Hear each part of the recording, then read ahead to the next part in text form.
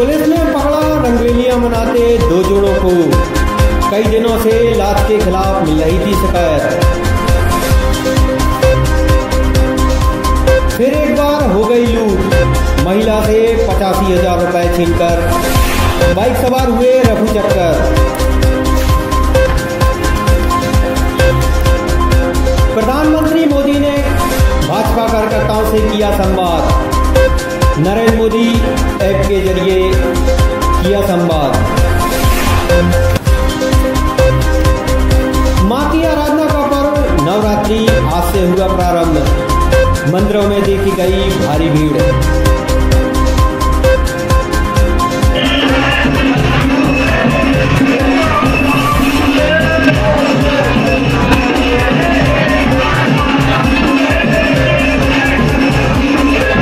शहर के कचौरा बाजार स्थित दमयंती लॉज से पुलिस ने 2 युवक युवतियों को आपत्तिजनक हालत में पकड़ा है। जानकारी के अनुसार पुलिस को सूचना मिली थी कि लॉज में अनैतिक देह व्यापार संचालित किया जा रहा है, जिसके बाद पुलिस ने यहां छापामार कार्रवाई करते हुए 2 युवक युवतियों को रंगरेलियां मनाते हुए गिरफ्तार कर लिया। पूछताछ के बाद दोनों जोड़ों को हिरासत में लिया है। साथ ही लॉज संचालक को भी पुलिस ने गिरफ्तार कर लिया है। पकड़े गए युवक युवती स्थानीय निवासी बताए जा रहे हैं।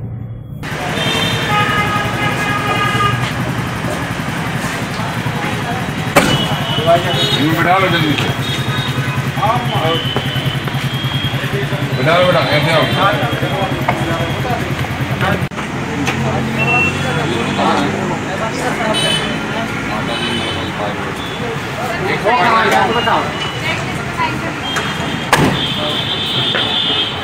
एक है वैसे भाई, बैठो जल्दी, बैठो,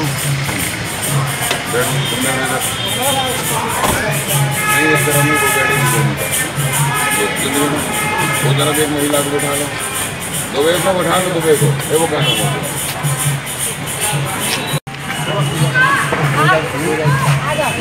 कराओ उस तरफ आ जाते। लगभग 1:30 बजे करीब ये सूचना प्राप्त हुई थी कि दमयंती होटल में अनैतिक व्यापार होता है।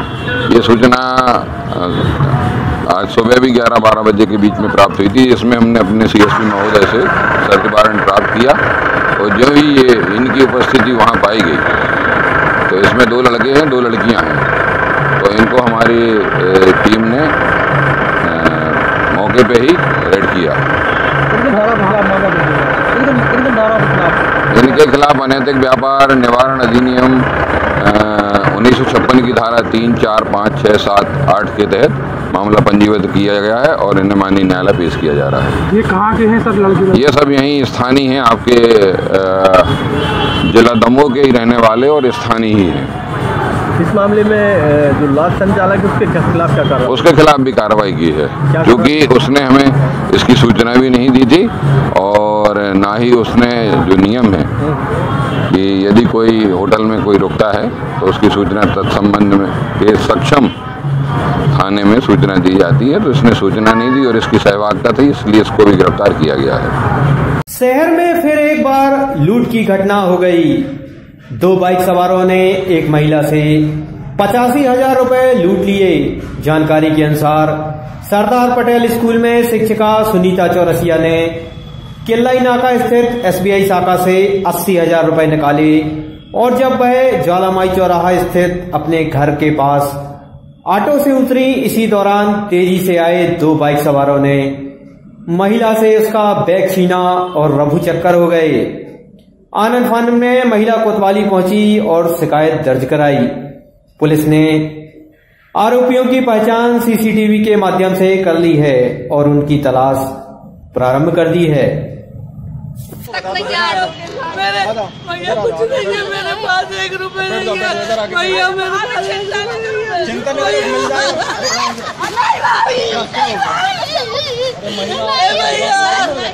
भैया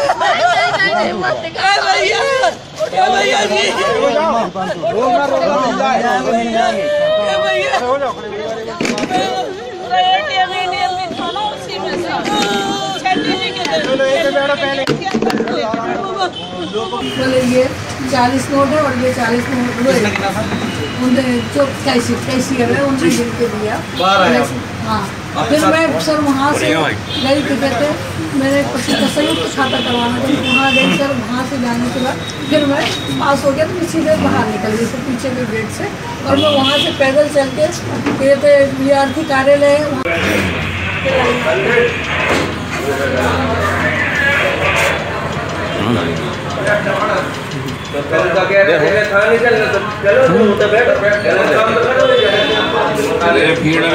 काले रंग का बैग मेरा पीछे यहाँ और मोबाइल फोन एक जियो का मोबाइल है बड़ा वाला टच स्क्रीन वाला, 2 मोबाइल में एक जियो का, एक जियो का टच स्क्रीन वाला। नंबर बताओ। 9399 4556। हाँ, तो एक BSNL का 94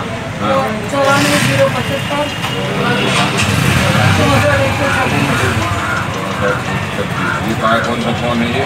ये BSNL 3 के लगभग मेरी भारतीय स्टेट बैंक पहुंची। स्टेट बैंक में मैंने पहले पूछा कि कहते ग्रीन कार्ड से कितने पैसे निकल सकते, तो बोले कम निकलेंगे। तो मेरे को ज़्यादा पैसे की ज़रूरत, क्योंकि मेरे पति का स्वास्थ्य गड़बड़ है और मुझे जबलपुर लेके जाना है, इसलिए मैंने 80,000 रुपये निकाला। तो मैंने कैश भरा और वहाँ से पैसे निकाला, पास करने अंदर गई, पास करवा के साहब से लेके आई मैं बाहर, और बाहर से लेके मैं पैसे लेके 2 मिनट और रुकी, क्योंकि मेरे को अपना संयुक्त खाता करवाना था अपने पति के साथ। तो मैं वहाँ पे जाके फिर वापस मैं पीछे वाले गेट से बाहर निकली, बीआरसी कार्यालय तक मैं पैदल आई। उसके 2 कदम आगे चलने के बाद मेरे को एक ऑटो मिला, ऑटो से मैं अपने घर के पास तक उतरी हूँ सर। अब घर के पास से मैं गली के अंदर तक गई अपने घर से, जहाँ पर ये घटना हुई वहाँ से 20-25 कदम की दूरी पे मेरा मकान है। किन लोग, कौन थे वो लोग? तो मैडम 2 थे सर, कहते मोटरसाइकिल में थे। एक आदमी सामने जो बैठा है वो ब्लैक कलर के कपड़े पहना है और हेलमेट लगाया है सर, और उसमें काला चश्मा लगाया था, इसलिए मैं उसका चेहरा नहीं देख पाई। पीछे एक लड़का जिसने मेरे से बैग छुड़ाया है, वो थोड़ा सुनहरे से कलर की शर्ट पहना था सर, और मोटा सा चश्मा लगाया था। बस मैं इतना सर 80,000 रुपये नगद हैं और 5-6 हज़ार रुपये पहले के गए। मेरा ATM है, मेरा क्या कहते हैं बैंक की पासबुक है, और मेरे पति की भी पासबुक है उसमें सर, और वो तेजगढ़ की पासबुक है भारतीय स्टेट बैंक की। और सर उसमें उनकी KYC है, आधार कार्ड भी है, आधार कार्ड की फ़ोटोकॉपी भी है। कहाँ पदस्थ है? मैं सर भारत की धर्मपुरा स्कूल में, सरदार पटेल। श्रीमती सुनीता चौरसिया। मां की आराधना का पर्व नवरात्रि आज से प्रारंभ हो गया। देवी मंदिरों में सुबह से ही भक्तों की भारी भीड़ देखी गई। शहर के मां बड़ी देवी मंदिर में माता रानी को जल चढ़ाने भक्तों की लंबी लंबी कतारें लगी रहीं। इस दौरान लोग मां की आराधना में डूबे नजर आए।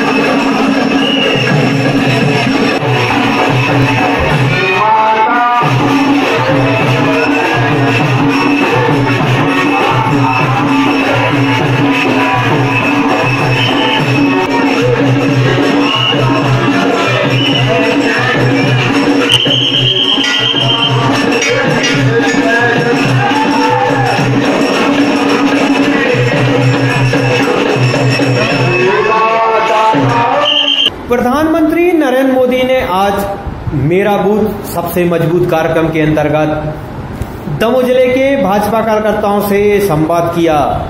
स्थानीय आशीर्वाद गार्डन में प्रधानमंत्री मोदी ने नरेंद्र मोदी ऐप के जरिए कार्यकर्ताओं से संवाद किया। इस दौरान प्रधानमंत्री ने बूथ कार्यकर्ताओं की समस्याओं को जाना और उन्हें कुछ सुझाव भी दिए। कार्यक्रम के दौरान भाजपा कार्यकर्ताओं में भारी उत्साह नजर आया। आजादी के बाद दशकों तक यह माना जाता था कि भारत सपेरों और चूहे पकड़ने वालों का देश है, और सबसे बदतर स्थिति ये रही कि देश पर दशकों तक शासन करने वाले राजनीतिक वर्ग ने इन हास्यास्पद बातों को बढ़ावा दिया। आपने एक तस्वीर देखी होगी जिसमें भारत के प्रधानमंत्री विदेशी मेहमान के साथ है, और इसलिए बापू 150 की जयंती एक भवन ने दुनिया को जोड़ दिया है। आप जानते हैं 2013 में भूकंप आया और केदारनाथ विदेश के मेहमान भी गंगा आरती उतारते हैं। कभी मैं उनको मेट्रो में ले जाता हूँ, उनको दिखाता हूँ। हमारी एक ताकत है। विदेशी नेताओं को कभी मैं यूपी के मिर्जापुर के सोलर पार्क को देखने के लिए ले जाता हूँ। गांव के आदमी भी सोलर पार्क में कैसा काम कर रहे हैं, अपने यहाँ टेक्नोलॉजी में हो रही इनोवेशन की अनुभूति कराने के लिए कभी मैं उनको बैंगलोर लेके जाता हूँ। ये मेरा भारत है, अपनी जड़ों पर गर्व है और अपने भविष्य के प्रति आशान्वित है। आज हम ऐसे दृश्य देखते हैं जब हमारे देशों के राष्ट्राध्यक्ष गंगा आरती कर रहे हैं, तब हर भारतीय गर्व महसूस करता है। आज जब दुनिया के मेहमान भारत आते हैं तो उन्हें भारतीय संस्कृति का बहुमुखी दर्शन मिलता है। आपने देखा होगा कि पिछले सालों में हमारे देश की प्राचीन मूर्ति और मैं तो जहां में जाता हूँ दुनिया को कहता आइए था, अरे आपको छोटे छोटे देशों की साथ रहना मिलता है। हम 100 से अधिक भाषाएं, 1700 बोलियां, दुनिया का सब संप्रदाय जिस धरती पर पलता है बढ़ता है, हमें सांस लेने कैसे चाहिए इतना घिरा हुआ है। और इसलिए भाइयों बहनों, हम सबने संकल्प करना है, सबने प्रण करना है कि इस परिस्थिति को पलटना है। हमारा यह कर्तव्य है कि हम भारतीय संस्कृति के मूल विशेषताओं को, गुणों को दुनिया के सामने पे, और इसलिए नहीं कि भारत सारे बंद हो जाएंगे। अभी आपके यहाँ चुनाव है तो टीवी डिबेट चलेंगे ना, लेके जाइए सब, आप सीधा स्लाइड बता दीजिए, ये सब चुप हो जाएंगे। आइए हम चलते हैं दमोह।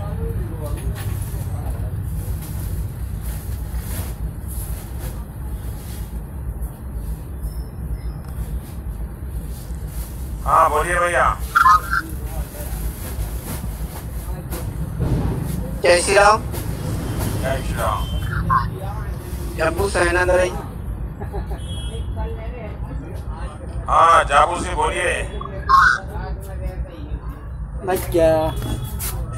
माननीय प्रधानमंत्री जी, मेरा सवाल था, इन दिनों कांग्रेसी उनके सहयोगी बंटवारे की राजनीति कर रहे हैं, क्या सत्ता देश से बड़ी हो गई?